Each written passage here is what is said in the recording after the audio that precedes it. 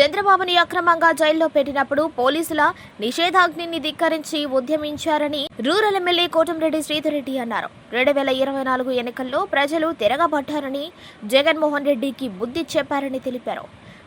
అంబేద్కర్, మహాత్మా గాంధీ సాక్షిగా కష్టం చేసిన ప్రతి టీడీపీ కార్యకర్తకు గౌరవం, సంక్షేమాన్ని కల్పిస్తామని హామీ ఇచ్చారు. అంబేద్కర్ గారి దగ్గర నుంచి గాంధీ గారి దాకా వారికి థ్యాంక్స్ చెప్తూ ర్యాలీ. ఎందుకు ఈ థ్యాంక్స్ అంటే ఆనాడు వైఎస్ఆర్ కాంగ్రెస్ పార్టీ ప్రభుత్వం దుర్మార్గంగా నారా చంద్రబాబు నాయుడు గారిని అక్రమ కేసులు బనాయించి జైల్లో పెట్టిన సందర్భంలో ఈ జిల్లాలో తెలుగుదేశం జనసేన ఆధ్వర్యంలో పెద్ద ఎత్తున కార్యకర్తలు ఇదే అంబేద్కర్ గారి దగ్గర నుంచి గాంధీ గారి దాకా కథం తొక్కుతూ ప్రజా ఉద్యమం నిర్వహించారు. ఈ రోజు ఇక్కడ ఉన్న నాయకులంతా కూడా ఆ రోజు పాల్గొనడం జరిగింది. పోలీసుల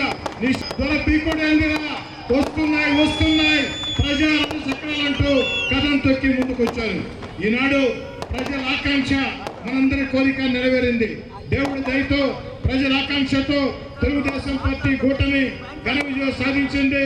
తెలుగుదేశం పార్టీ జాతీయ అందుకే సోమిరెడ్డి గారి ఆధ్వర్యంలో ఈ ర్యాలీలో ముఖ్య అతిథులుగా మంత్రివర్యులు, గౌరవ మంత్రివర్యులు పొంగూరు నారాయణ గారు, జిల్లా పార్టీ అధ్యక్షులు అబ్దుల్ అజీజ్ గారు, అదేవిధంగా వెంకటగిరి శాసనసభ్యులు కురుగొండ రామకృష్ణ గారు, తెలుగుదేశం పార్టీ రాష్ట్ర ప్రధాన కార్యదర్శి కోటారెడ్డి శ్రీనివాసరెడ్డి గారు, జిల్లాలో ఉండే నాయకులందరూ కూడా ఇందులో పాల్గొనడం జరిగింది.